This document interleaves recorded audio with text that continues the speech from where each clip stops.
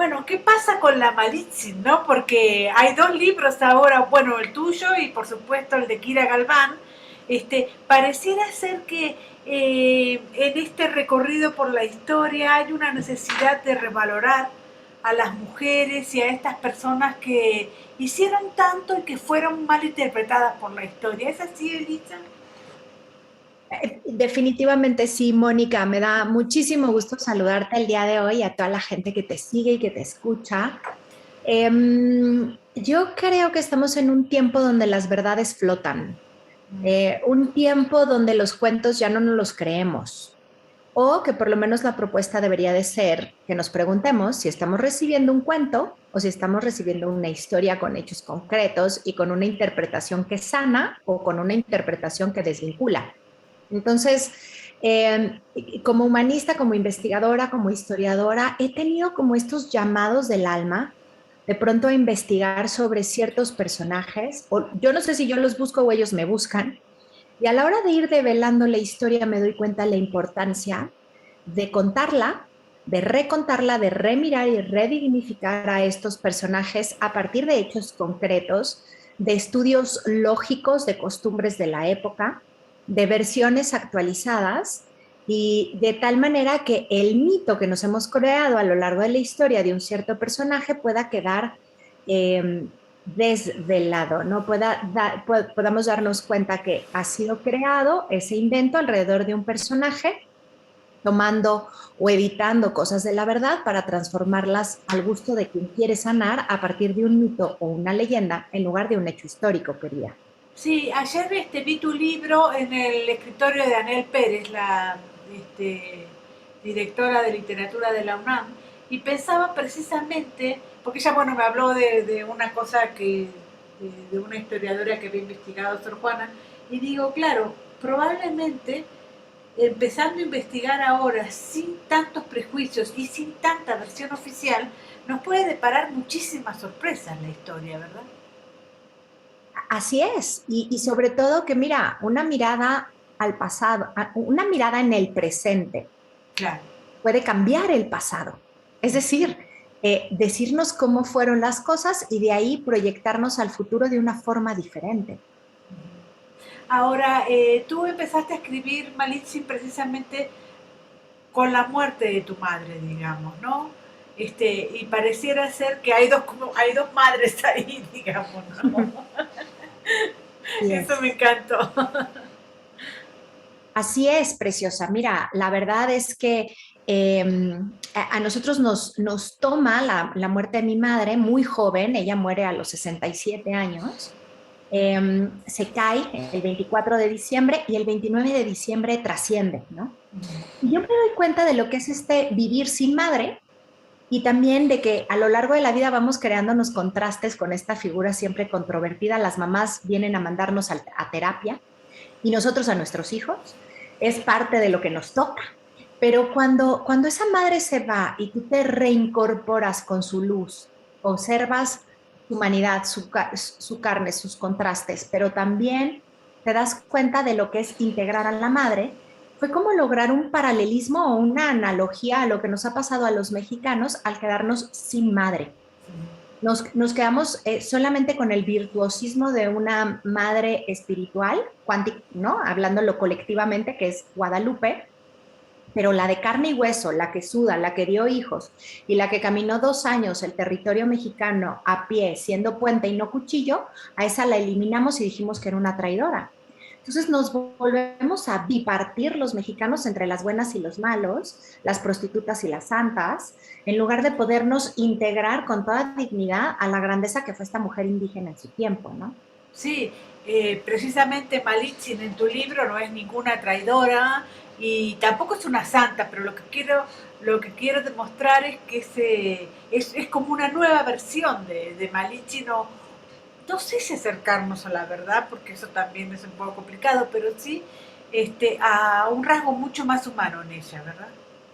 Yo creo que sí, justamente con la objetividad de quien mira los hechos, las verdades, Moni, tú sabes más que nadie que son temporales y geográficas, ¿no? No es lo mismo lo que creemos aquí como verdad y como lo bueno o lo malo que en África o en Arabia Saudita, y no es lo mismo lo que hoy damos por hecho como una verdad a lo que creíamos hace 10 siglos. Claro. Entonces, evolucionamos como seres humanos, la investigación pretende mirar los recovecos de esa vida, todas las aristas de esa vida, y para eso el libro está sustentado pues con más de 100 fuentes bibliográficas, por supuesto, las clásicas, desde el narrador, ay, perdona, Sí, discúlpame, sí. el narrador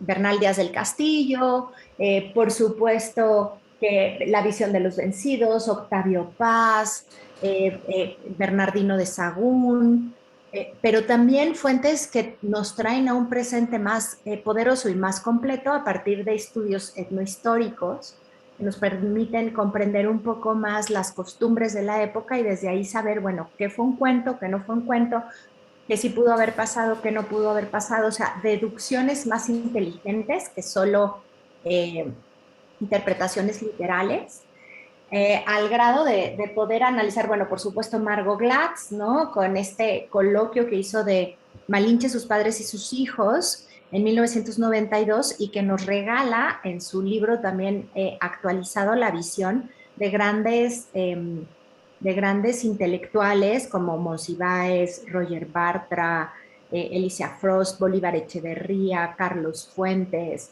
Rosario Castellanos, o sea, todas estas miradas a Malintzin y que al final no habían quedado vistas o que se hubieran quedado como en un ámbito intelectual y que entonces resulta fundamental poderles hoy bajar toda esta información para el público de a pie, Mónica. Mi lectura, si tú te acercaste a ella, es una lectura muy fácil, muy Sí, es lo que te iba amigable, a decir. Ujú. como para justamente, si la propuesta es vincular, pues vincular desde el lenguaje, ¿no? Claro. Eh, sí sustentado, pero muy amigable. Ahora, ¿en qué te cambió a ti como escritora y en qué te cambió a ti como lectora leer la historia de Malintzin más allá de esta investigación, de los estudios etnográficos, de la cantidad de cosas científicas que ahora hay precisamente para certificar o no certificar los hechos de la historia? Yo creo que a mí me impacta como mujer la supervivencia y la transformación de Malinche en una de las épocas que sin duda debe haber sido la más compleja. Imagínate ser esclava en la época de la conquista, Claro. qué circunstancia más difícil puede existir.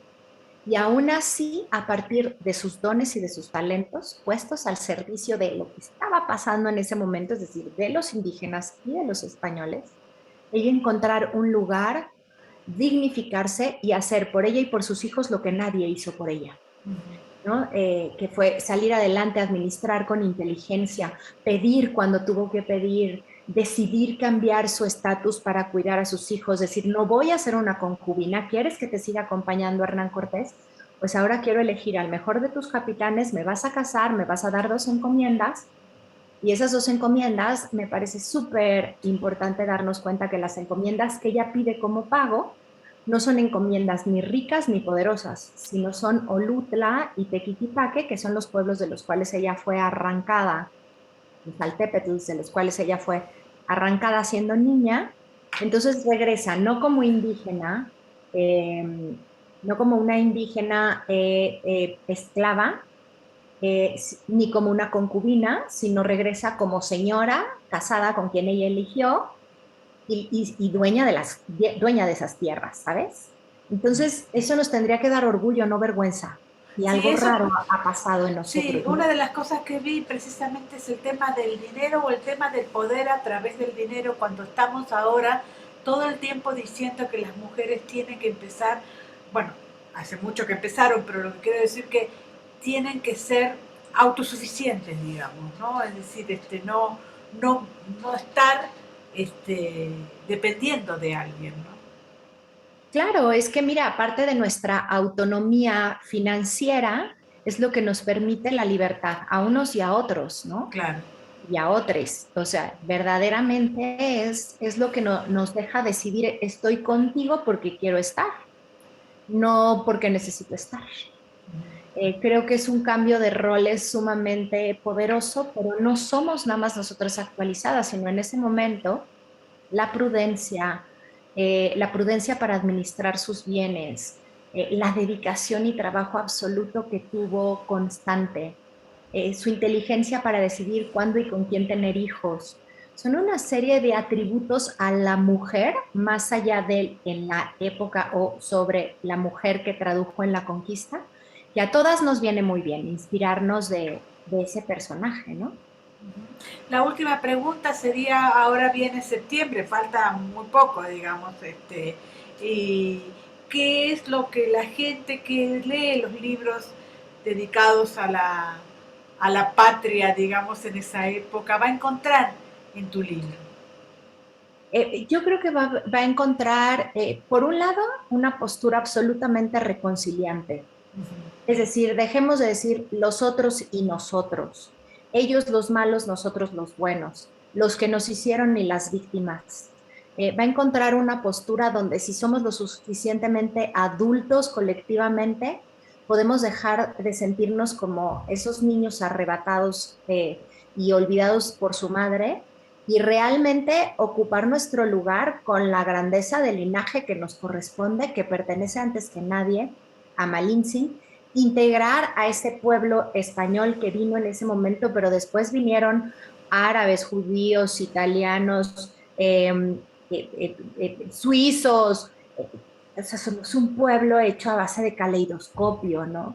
Entonces creo que nos permite, frente a las fiestas patrias o frente a la vida en el presente, dejar de pedir reconciliaciones desde víctimas y culpables y más bien colocarnos como los creadores del México en el presente que deberíamos de obtener sintiéndonos dignificados desde la mirada de Malinche, ¿no?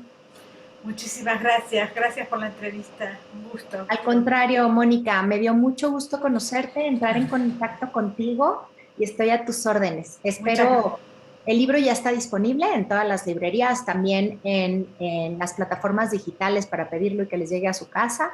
Y la presentación del libro va a ser el próximo 14 de junio a las 6:30 de la tarde en el Museo de Antropología. Te invitamos a ti y a todas las personas que te siguen.